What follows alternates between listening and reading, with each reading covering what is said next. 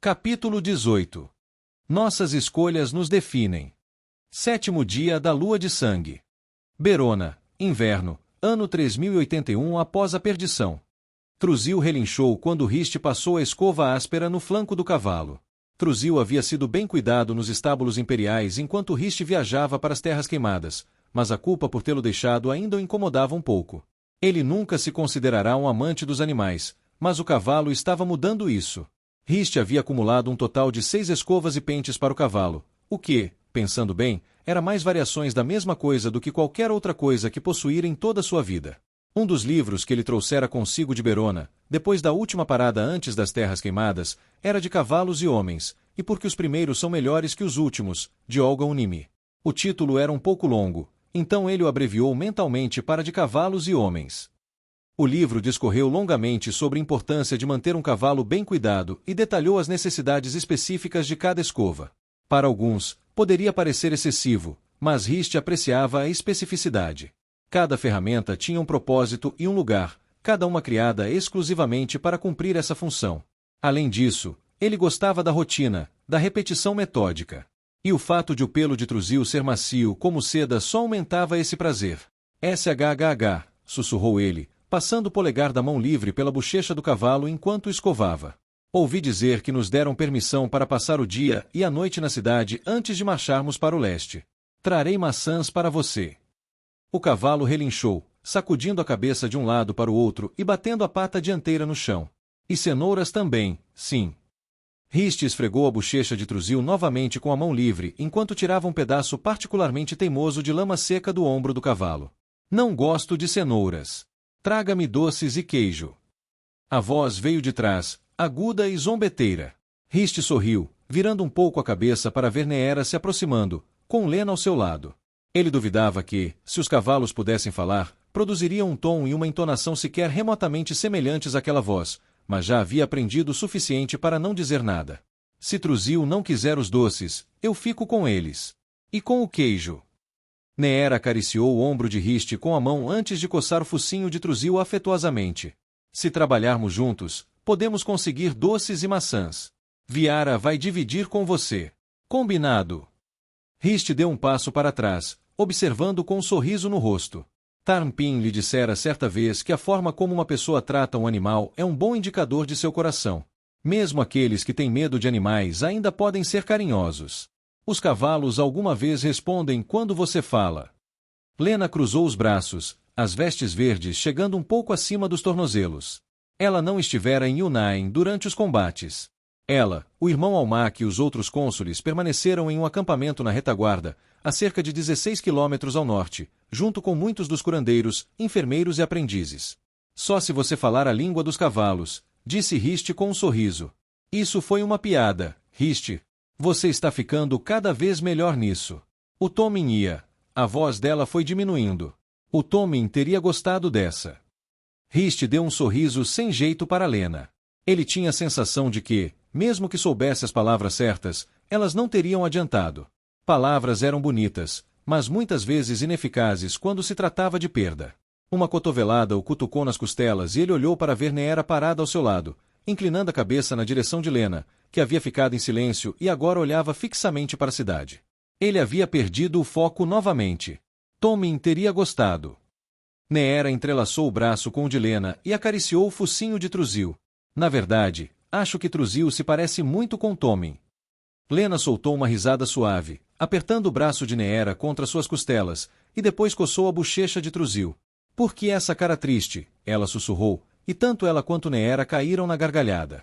"Não tente entender, rapaz." Riste não tinha ouvido Magnus se aproximar. "As mulheres são uma espécie diferente.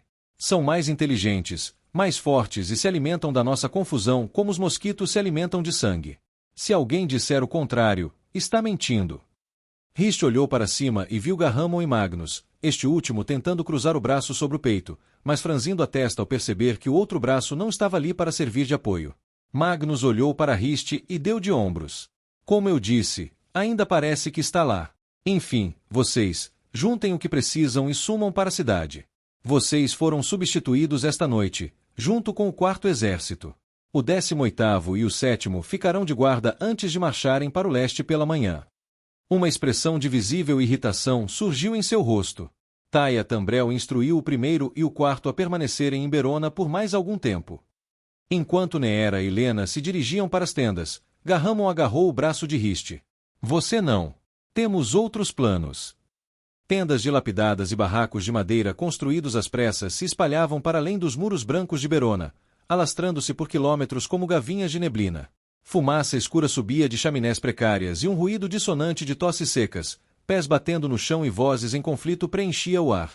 As pessoas que ocupavam essa cidade improvisada nos arredores da cidade, e deviam ser dezenas de milhares, pareciam tão espancadas e machucadas quanto os soldados que lutaram em Yunnan. Algumas delas não estariam fora de lugar nas tendas de triagem. Uma criança de não mais de 10 anos passou com ataduras ensanguentadas enroladas no toco da perna direita, uma muleta feita de galhos de árvore a mantendo em pé. Uma mulher cambaleou pela rua vinda de uma tenda, o rosto inteiro coberto de cicatrizes e bolhas, os olhos reduzidos a nada além de carne nodosa, e o que pareciam ser suas 2 filhas a guiando. Riste poderia ter continuado a enumerar mentalmente os ferimentos, mas ficaria ali parado por meses. Teria sido mais rápido para ele listar aqueles que pareciam ilesos. Qualquer que fosse o estado em que se encontrassem, quaisquer que fossem os membros que lhes restassem, todos pareciam estar firmemente dominados pela exaustão, a pele coberta de sujeira, os olhos fundos. Soldados imperiais e cavalaria marchavam pela larga rua principal em grupos de 8, espadas presas aos quadris, a multidão abrindo caminho à sua frente. A princípio, Riste achou a demonstração de força exagerada, mas quanto mais observava, mais entendia. Berona era um barril de pólvora prestes a explodir. Essas pessoas haviam perdido tudo e a maioria marchara centenas ou milhares de quilômetros. Estavam cansadas, exaustas, famintas e com dores. Ele contou pelo menos 6 brigas em um raio de 60 metros. Um homem atirou uma pedra em um cavaleiro, que desapareceu sob uma chuva de couro preto e vermelho. Se você alguma vez se perguntar por que lutamos, disse Garramon, inclinando-se para a frente, isso ajudaria a explicar. Já se passaram meses desde que os elfos destruíram as cidades na costa leste, e ainda assim os refugiados continuam chegando, suas vidas arrasadas, seus entes queridos deixados para serem queimados em pilhas. Um homem esbarrou no ombro de Riste, pedindo desculpas profusamente, com a mão cobrindo a boca com um pano. Os olhos do homem estavam vermelhos e lacrimejantes, com crostas amareladas se formando ao longo das pálpebras. Lesões escuras se projetavam para fora por trás do pano. Riste havia lido sobre doenças e miséria em A Arte da Guerra. Havia capítulos inteiros dedicados ao colapso de cidades sem que uma única espada fosse lançada. A lógica era sólida. Se você encurralasse um número suficiente de inimigos em um único lugar onde a infraestrutura não pudesse mais contê-los, o colapso seria inevitável. O espaço desapareceria, a comida seria consumida mais rápido do que poderia ser produzida e as doenças se espalhariam. Quando você finalmente conseguisse passar com seus exércitos pelos portões, a cidade já estaria desmoronando, mais parecida com um túmulo do que com uma fortaleza. Do jeito que Sumara Tuzan havia escrito, parecia quase poético. Intelecto acima da força bruta. Um método magistral para tomar uma cidade sem perder uma alma. Mas isso não era poético nem magistral, era brutal, cruel e horrível. 2 homens passaram, arrastando uma mulher num carrinho forrado de palha. Ambos olhavam para o chão, com as mãos ensanguentadas e rachadas em volta dos cabos de madeira. A mulher estava morta. Suas pernas haviam sido estilhaçadas dos joelhos para baixo, e as bandagens e talas não conseguiam manter os ossos quebrados no lugar. Se Riste não tivesse visto batalhas, não teria percebido que ela estava morta apenas olhando. Mas agora ele sabia como eram os corpos sem vida. Sua pele estava pálida demais, seu peito não subia nem descia, e ela estava imóvel demais. Se os Uraks ou os Elfos atacarem, todas essas pessoas serão massacradas. Garramon não respondeu. Não era uma pergunta. Não havia outra saída. Se os portões da cidade já estavam fechados, então Berona estava prestes a explodir. Se os guardas abrissem os portões e deixassem essas pessoas entrar, seu destino estaria selado. Claro, eles evitariam uma morte rápida sob o aço de Urak ou dos Elfos, mas doenças se espalhariam como fogo em palha seca, a fome os mataria em poucas semanas, e então, os cadáveres se acumulariam. Riste não invejava o homem ou a mulher que seriam forçados a fazer essa escolha.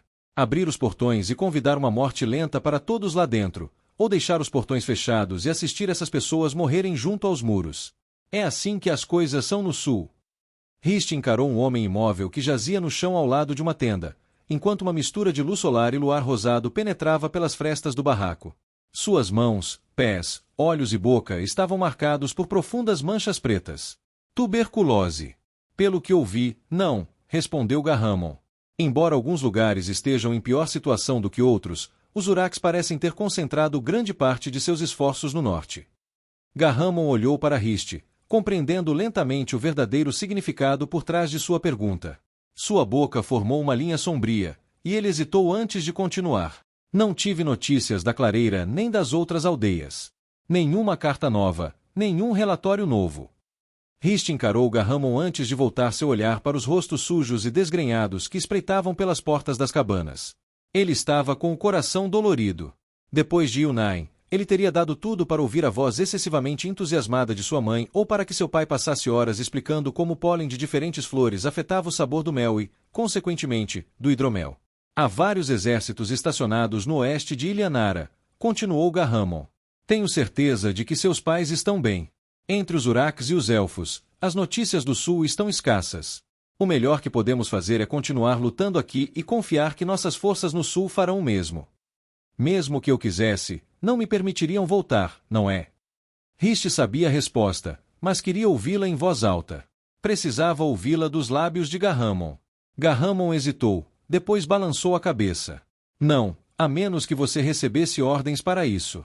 Você seria considerado um desertor. Desertores eram mortos. Ele sabia disso por meio de A Forja de um Império, de Orduro Alanta, mas a arte da guerra também recomendava a execução de qualquer desertor de um exército permanente. Ele entendia o princípio: se os soldados pudessem abandonar seu dever sem consequências, um exército se desintegraria rapidamente à primeira dificuldade. A ameaça constante de represálias era o que impedia o colapso da sociedade. Era uma prática comum entre pais e mães para manter os filhos no caminho certo. E muitas vezes era o único impedimento para roubos ou assassinatos, o que, por si só, já era uma reflexão perturbadora. Era um princípio sólido para a estrutura moral de uma sociedade. Mas o fato de ele entender isso não significava que gostasse. Era algo que ele vinha constatando com frequência ultimamente. A palavra escrita mantinha uma distância da realidade. Uma forma de se concentrar na lógica fria e rígida, sem levar em conta a humanidade do ato. A lógica sempre fora algo que Rist prezava. Era essencial e inquestionável. Mas suas experiências recentes estavam manchando seu amor pela lógica. Rist. Garramon inclinou-se para frente, encarando Rist. Rist esboçou um sorriso fraco e assentiu. Ele não queria falar mais sobre o assunto. Mais de 100 lanceiros estavam dispostos em 2 blocos de cada lado dos portões principais de Berona, com as costas rígidas e os olhos atentos. Vários Varsundi Blackthorns estavam de prontidão, imponentes sobre qualquer refugiado que ousasse se aproximar dos portões. Acima, arqueiros alinhavam-se nos parapeitos. Soldados do 1º e do 4º exércitos marcharam através da guarda reunida e entraram na cidade, com as pontas da grade de ferro pairando sobre suas cabeças. "Para onde vamos?" perguntou Rist enquanto caminhavam pelas ruas lotadas. O cheiro nauseabundo de urina se misturava de forma nauseante com o que deveria ser o aroma doce de pão fresco, a ardência acre do vômito abafando os perfumes de lavanda e alecrim que Rist tinha certeza que seriam belíssimos em tempos anteriores à guerra. "Você está perguntando isso agora?" Eu queria mudar de assunto. Rist não havia feito essa pergunta quando ele e Garramon partiram do acampamento. Não lhe pareceu importante. Para onde quer que Garramon o levasse, ele não teria muita escolha de qualquer maneira. Ele podia ter conquistado suas cores, mas Garramon ainda era um exarca e ainda era o mentor de Rist. Além disso, ele confiava no homem. Garramon riu disso, balançando a cabeça. Sua expressão tornou-se séria. "Você verá em breve. Vamos, estamos atrasados." Enquanto Garramon guiava Rist pelas ruas de Berona e passavam pela enorme fortaleza no centro da cidade, Rist logo percebeu para onde estava sendo levado. Uma torre erguia-se no nordeste da cidade. Esculpida em pedra branca, tinha o triplo da altura de tudo ao seu redor, uma nuvem baixa obscurecendo seu topo. Pontes amplas e passarelas extensas partiam de sua base, como se a torre fosse o centro de toda a vida dentro das muralhas de Berona. Nem mesmo o palácio de Al-Nasla tirava o fôlego de Rist como a torre alta. Ela tinha facilmente centenas de metros de largura, com marcas e símbolos gravados na pedra, e bandeiras vermelhas e pretas tremulando ao vento. Varandas e platos estendiam-se a partir de aberturas em arco, dominando a cidade de alturas impossíveis. Mas, além do que seus olhos podiam ver, quanto mais perto chegava da torre, mais intensamente o ar vibrava com a energia da centelha. Em Al-Nasla, o imperador Mortem havia falado de como Berona, assim como a capital, era uma das poucas cidades onde a própria essência do mundo ressoava com o poder da centelha para aqueles que conseguiam senti-lo. Riste passará tanto tempo em Al-Nasla que a sensação se tornará pouco mais que um ruído de fundo em sua mente, como o murmúrio de um rio ou a conversa animada em uma estalagem. O mesmo acontecerá quando atravessar os portões de Berona pela primeira vez, mas a cada passo em direção à torre, aquele zumbido aumentava e se intensificava até se tornar algo tangível, um som que lhe invadia os ouvidos, uma sensação que lhe queimava o sangue. Al-Nasla era um fio d'água, um gotejamento insignificante, em comparação. Ele parou e pressionou as pontas dos dedos contra a têmpora. A sensação havia crescido a tal ponto que rugia em seus ouvidos e turvava seus pensamentos. Vai se equilibrar. Garramon colocou a mão nas costas de Riste, guiando-o para além de duas mulheres que discutiam sobre um pão mofado. Como alguém consegue funcionar? Ele apertou a ponte do nariz com tanta força que achou que o osso ia quebrar. É ensurdecedor. Nem todos os usuários da centelha conseguem senti-la tão visceralmente quanto você e eu, e a grande maioria mal a sente. Você é mais sensível à centelha do que os outros. À medida que sua força aumenta, essa sensibilidade também aumenta. Leva tempo para filtrá-la. Distraia-se. Concentre-se na sua respiração. Inspire e expire lentamente. Sinta seus pulmões e peito se expandirem. Riste fez como lhe foi instruído, concentrando-se no ar enquanto inspirava pelas narinas. Fechou os olhos por um instante, continuando a caminhar para frente com a mão de Garramon em suas costas. As pessoas esbarravam nele, dando-lhe trombadas no ombro ou na perna. Ele ouvia vozes abafadas, gritos de repreensão. Ignorava-os. Não tinha escolha. O zumbido tornará-se tão intenso que consumira tudo mais, uma tempestade furiosa em sua mente. Druidas, uma magia perdida, sussurrou Garramon em seu ouvido. Página 211. O quê? Riste grunhiu, levando a mão de volta à têmpora e pressionando os dedos contra ela. Leia para mim. Diga-me a primeira linha. Riste tentou argumentar, mas todo pensamento lógico o abandonou. Sua mente era um caos. Ele imaginou o livro, folheou as páginas e parou na página 211. A partir da pesquisa compilada por Angmiran Skarsden, Kadja Landira, Indinon Mudieb e outras fontes reconhecidamente menos confiáveis, elaborei uma lista com mais de 129 deuses druídicos. Alguns textos mais antigos sugerem que pode ter havido ainda mais, mas muitas das páginas estão desgastadas e frágeis, com a tinta borrada a ponto de ser ilegível. Algumas foram transcritas, mas confio na precisão delas tanto quanto na de uma cabra cega. Parece que as linhagens druídicas começaram a declinar por volta do ano 400 depois da perdição, levando muitos de seus deuses consigo. Por volta do ano 1000 depois da perdição, o número de deuses registrados havia despencado para não mais que 15, e ao final da Era da Honra, os relatos da história druídica praticamente desapareceram. As únicas menções aos deuses druídicos são de Dvalin, o servo, Borna, o urso, Vetir, o falcão, Fenrir, o lobo, e Kaigan, o gato. Riste fez uma pausa, percebendo que acabará de falar 3 parágrafos inteiros em voz alta. Mas o som havia se dissipado, restando apenas a periferia de sua mente, o zumbido da centelha diminuindo, seu pulso desacelerando. Ele abriu os olhos e viu pessoas passando por ele em massa, e Garramon sorrindo. Melhorar. Muito. Riste respirou fundo para se acalmar. Sua mente ainda latejava com uma dor surda e um leve assobio soava no fundo de sua cabeça, mas ele conseguia pensar. Obrigado. Nunca senti nada parecido. Nem mesmo em Al-Nasla. É porque Al-Nasla não tem a torre alta e todos os magos que lá vivem.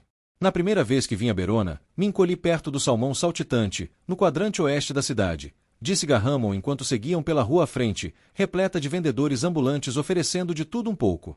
Fiquei deitado naquele beco por horas, com as pessoas passando por cima de mim como se eu fosse um rato doente.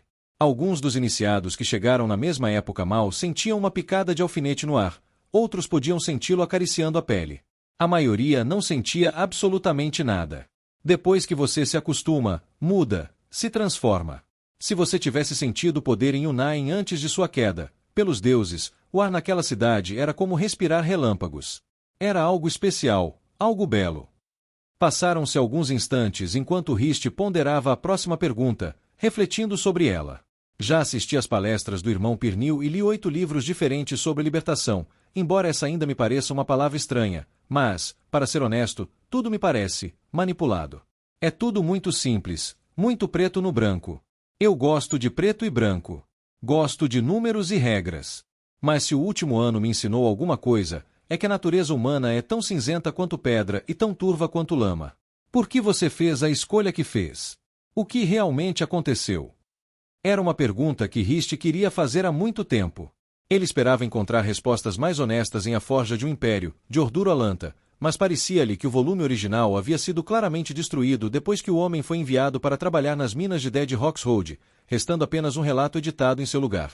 Havia apenas 3 pessoas em quem Rist confiaria para lhe dizer a verdade. Anila estava morta, e Magnus tinha a tendência de exagerar muito além do ponto da credibilidade. Isso deixava Garramon. Garramon hesitou e virou o ombro, sem conseguir evitar esbarrar em um gigante de barba espessa, peito de boi e uma barriga saliente e protuberante. Garramon ergueu a palma da mão aberta, pedindo desculpas enquanto o homem revirava os ombros e se fazia parecer o maior possível. Foi somente quando o homem lançou um segundo olhar para Garramon, e ao olhar para Rist, seus olhos recaíram sobre o pomo em forma de cabeça de leão da espada que Rist carregava no quadril, que ele recuou e seguiu seu caminho. A sutileza nunca será algo que você domine, não é? Disse Garramon, enquanto se afagava. Ele fez um gesto para que Rist o seguisse enquanto se aproximavam da torre. Essa é uma conversa que levaria muito mais tempo do que temos, mas acho que você a merece. Por ora, direi apenas que cheguei a uma encruzilhada onde não conseguia mais conciliar a ordem a qual me juntei com o que ela havia se tornado. No tempo que Rist e Garramon levaram para caminhar dos portões principais de Berona até as muralhas que cercavam a base da Torre Alta, Rist tinha certeza de que poderia ter percorrido a pé quase todo o caminho do bosque até a Vila do Moinho. O zumbido da centelha borbulhava lentamente no fundo da mente de Rist, ameaçando constantemente dominá-lo. Ele folheou as páginas de Druidas, uma magia perdida em sua mente, concentrando-se. Rist e Garramon atravessaram os portões da muralha, entrando em um pátio extenso que parecia circundar toda a base da torre. O símbolo do círculo estava incrustado em azeviche no chão de pedra branca na entrada do pátio, e bandeiras pretas e brancas com a insígnia do círculo pendiam de postes dourados. Diversos edifícios alinhavam-se no interior das muralhas, com centenas de magos, porteiros, guardas e funcionários da torre circulando entre eles. Magos de todas as patentes e afinidades ocupavam o pátio, desde cônsules em seus mantos verdes e leitores em seus cinzentos, até exarcas e mestres artesãos magos em vestes adornadas com prata. Aprendizes, acólitos e iniciados moviam-se em grupos, o marrom de seus mantos misturando-se com as cores de suas diversas afinidades. A multidão fez com que Rist percebesse o quão singular havia sido sua própria experiência em Al-Nazla.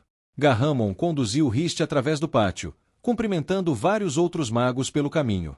Eles passaram por uma porta arqueada na base da torre, que se elevava mais alta que o telhado do Dragão Dourado, emoldurada por 2 enormes portas douradas. A antecâmara da torre dava para um vasto salão que fervilhava de vida como uma aldeia movimentada. O teto, a centenas de metros de altura, era ornamentado com painéis delicadamente esculpidos que retratavam os rostos de pessoas que Rist desconhecia. Lindos tapetes vermelhos com fios de ouro repousavam sobre pedras brancas, enquanto tapeçarias, pinturas e mosaicos de todos os tipos adornavam as paredes. Ele parou por um instante para examinar uma representação verdadeiramente gigantesca de uma batalha, feita inteiramente de ouro, embutida na parede curva interna à sua direita. A obra se estendia por pelo menos 15 metros, com dragões voando pelos ares, guerreiros blindados lutando no chão e uraques destruindo tudo o que se movesse. Nunca em sua vida ele havia visto tamanha opulência, nem mesmo no Palácio Imperial. Rist ficou boquiaberto enquanto seguia Garramon pela antecâmara e subia uma escadaria sinuosa no lado nordeste. Nichos de 3 metros de altura alinhavam-se na parede direita da escadaria. Dentro de cada nicho, havia estátuas esculpidas em bronze, ouro, mármore e todo tipo de outros materiais. Rist chegou a avistar 2 esculpidas em obsidiana maciça, escuras como a noite e cintilantes conforme a luz se movia.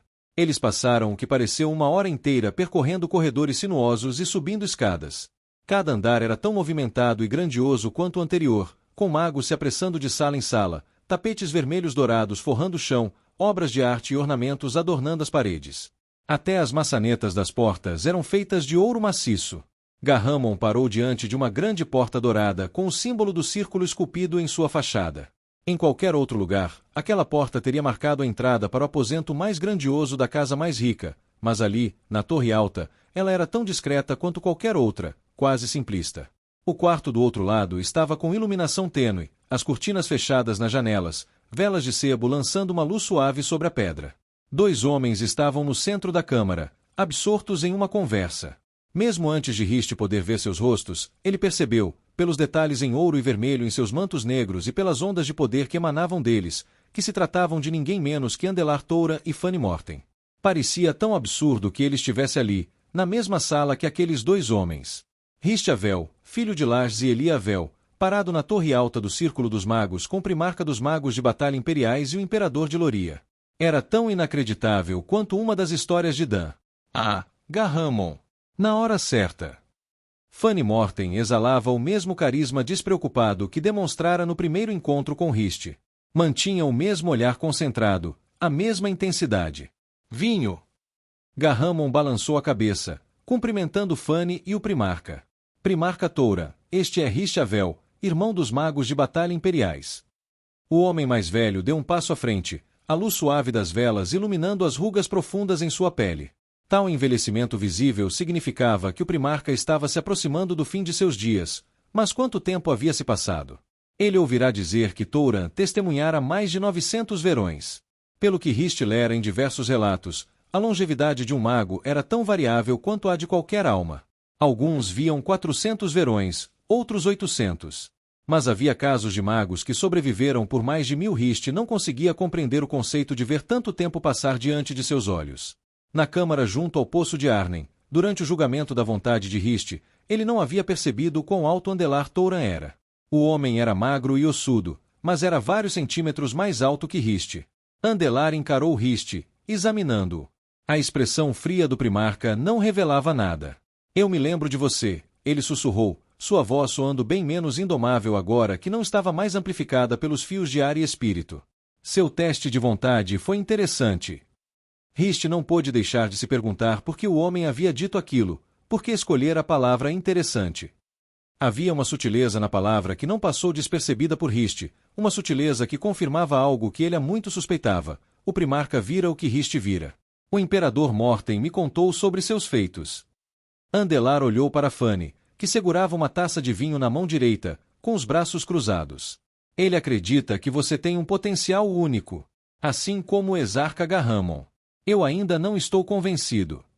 Fanny soltou uma risada curta e pegou uma segunda taça de vinho da mesa ao lado. Sempre tão sério, Andelar. Mesmo quando eu era criança, você era assim, na sua juventude. Ele ofereceu a taça a Riste. Vinho, irmão Avel. Receio que precise. Sim. Riste olhou para Garhamon, que ergueu uma sobrancelha, curioso. Quer dizer, não. Obrigado. Ele hesitou por mais um instante, depois pegou a xícara. Sim. Riste não tinha certeza do que estava prestes a acontecer, mas havia desenvolvido um grande apreço pelo vinho e pensou no que Magnus diria se Riste lhe contasse que recusará uma taça oferecida pelo Imperador de Loria. Irmão Avel. Fanny gesticulou para um conjunto de 3 sofás de couro preto ao redor de uma mesa baixa a poucos metros de distância, e então se deixou cair languidamente em uma almofada. Recostou-se e cruzou uma perna sobre a outra, apoiando o cotovelo direito no braço do sofá. Você se lembra da nossa conversa na biblioteca de Al-Nasla? Riste e Garhamon sentaram-se no sofá em frente a Fanny, enquanto o Primarca ocupou o 3º lugar. Sim, Imperador Morten. Por favor, me chame de Fanny. Você agora é um irmão de pleno direito, o mais jovem da história do Círculo, se não me engano, tomando o recorde de mim. Riste retribuiu o olhar sem jeito, o que provocou um sorriso do Imperador. Você se lembra, Riste, de como falamos daquela vibração no ar, daquela sensação rítmica? E de como você disse que a sentiu em Al-Nasla? Você a sentiu aqui? A simples menção do zumbido trouxe-o de volta à mente de Riste, dominando seus sentidos. Um ruído baixo ressoou em seus ouvidos, arrepiando os pelos de seus braços. Ele se conteve para não fechar os olhos e pressionar os dedos contra as têmporas. Ao olhar para os outros ao seu redor, percebeu que quase podia ver o poder pulsando dos 3 homens, como as ondulações que se formam na água quando uma pedra é atirada. Concentrando-se, pôde ver que, embora o poder emanasse de Andelar Touran, o velho Primarca não era nada em comparação a Garhamon ou Fanny. Se Touran era uma pedra atirada em um lago, Garhamon e Fanny eram rochas. Rist abriu mais uma vez as páginas de um livro em sua mente e se acomodou com as palavras, enquanto o zumbido diminuía. Sua reação responde à minha pergunta, disse Fanny, dando um gole em seu vinho. Tenho certeza de que Gahamon lhe contou sobre sua primeira vez em Berona. Bem, alguns anos depois disso, eu atravessei os portões principais, fresco como uma flor da primavera, e sabe o que eu fiz? Rist balançou a cabeça negativamente. Depois de uns 5 minutos, vomitei tudo na pedra. Aí desmaiei no meu próprio vômito. Eu tinha 6 anos. O imperador riu, recostando-se na almofada dura atrás dele e tomando outro gole. Não conto essa história para muita gente, por motivos óbvios. Mas a maioria das pessoas não consegue se identificar com ela, não consegue entender. Você consegue, não é? Rist tomou um gole generoso do vinho que não havia tocado até então. Reconheceu o sabor imediatamente. Era o mesmo vinho que lhe haviam dado antes da Batalha das Três Irmãs, o vinho de Etrus. Gahamon dissera que Fanny guardara alguns barris para si. É como se eu não conseguisse pensar, disse ele, coçando o braço. Pensar na sensação lhe causava ansiedade. Ou respirar, ou ouvir, ou sentir. Simplesmente, me domina. A julgar pelo seu estado atual, você obviamente encontrou algo que lhe dá foco, e muito mais rápido do que eu, diga-se de passagem. O que é? Livros. Livros. A voz de Andelar Toura era uma mistura de curiosidade e ceticismo. Livros, confirmou Rist. Seus livros são alguns deles.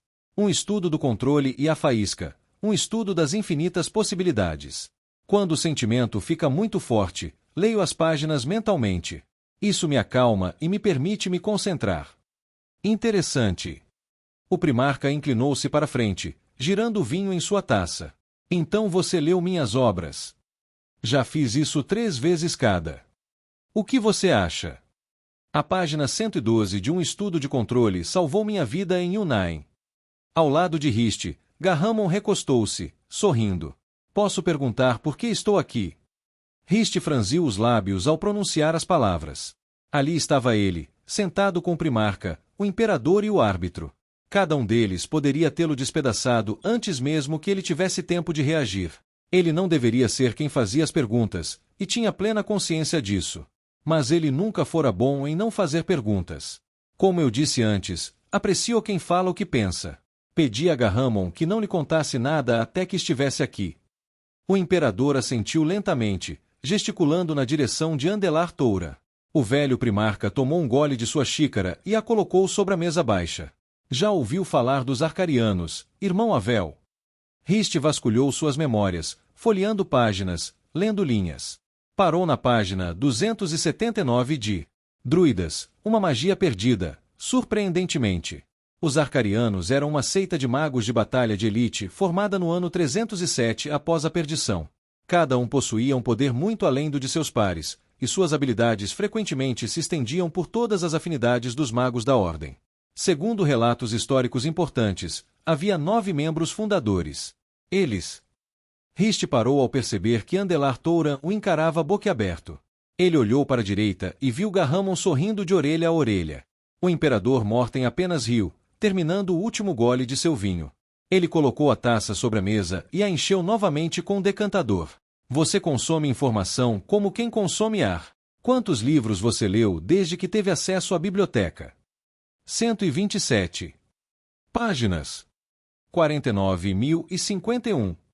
Quantas estátuas há no pátio aos pés desta torre? 13. Quantos degraus você subiu para chegar aqui? No total, ou dividindo por degraus? Chega de bobagens. Andelar balançou a cabeça. Você tem uma memória impressionante. Mas isso não vai manter sua cabeça no lugar. No campo de batalha, é o poder que triunfa. Não lhe adiantará nada lembrar de cada lugar onde o aço perfurou sua pele. Ele endireitou a postura. Os Arcarianos são lendários. São os magos mais poderosos que já pisaram no mundo conhecido. Antes da libertação, eram 12. Agora, apenas 3 ainda respiram. Uma mulher chamada Verma Talissair, que Fialtir queime sua alma. O imperador Fanny Morten, o mais jovem a ter sido iniciado. E, por último, o árbitro Gahamon Kalinin. Agora era a vez de Rist ficar boquiaberto. Gahamon olhou para ele sem expressão. Ser um arcariano, Rist, é controlar a própria natureza da centelha, ser um com ela, compreender como ela flui e se transforma. Arcarianos não são forjados, eles nascem. Assim como um homem pode construir sua força ao longo da vida e jamais ser capaz de mover uma montanha, um mago que nasce sem o poder bruto necessário jamais poderá se tornar um arcariano. Fanny inclinou-se para a frente. Na biblioteca de Al-Nazla, eu lhe disse que Gahamon insistia que você tinha o poder de se tornar um herói lendário, um mago sobre quem se escreveriam séculos depois, um arcariano. Agora, com os elfos avançando cada vez mais em nossas terras e os rebeldes semeando caos por toda Eferia, é hora de descobrir a verdade por trás dessa afirmação. É hora de descobrir quem você é. Rist abriu a boca para falar, mas nenhuma palavra saiu. Ele desviou o olhar de Fanny para Gahamon e depois para Andelar. Se você escolher trilhar este caminho, continuou Fanny, saiba que será a coisa mais difícil que você já fez em sua curta vida. Você sentirá uma dor que jamais imaginou. Trabalhará dia e noite. Levará sua alma aos limites e além deles. Seus ossos doerão e sua própria alma sentirá como se estivesse em chamas. Esta não é uma decisão a ser tomada levianamente. Saiba que poucos dos que trilham este caminho se tornam arcarianos. Posso sentir a força dentro de você, mas, em todos os casos, esse tipo de poder é como as raízes de uma árvore. Não sabemos a profundidade até que as descubramos. O que acontece com aqueles que não têm sucesso? Muitos se esgotam, alguns morrem, dolorosamente. Gahamon endireitou-se. Sua expressão escureceu, seu olhar frio e duro. Escute. Você não precisa fazer isso, Rist. Você não tem nada a provar. Assim como com Neera, Rist havia aprendido a compreender os trejeitos e o tom de voz de Gahamon. Um medo genuíno permeava a voz do homem. Se isso serve de alguma coisa, disse Andelar Toura, passando o dedo languidamente pela borda da taça de vinho, não acredito que você sobreviverá. Só o teste já mata a grande maioria dos candidatos. É por isso que tão poucos são selecionados. O que acontece quando eu tiver sucesso? Rist voltou seu olhar para Fanny Morten. O homem deu a Rist um largo sorriso. Você se tornará um dos usuários de centelha mais poderosos que já existiram.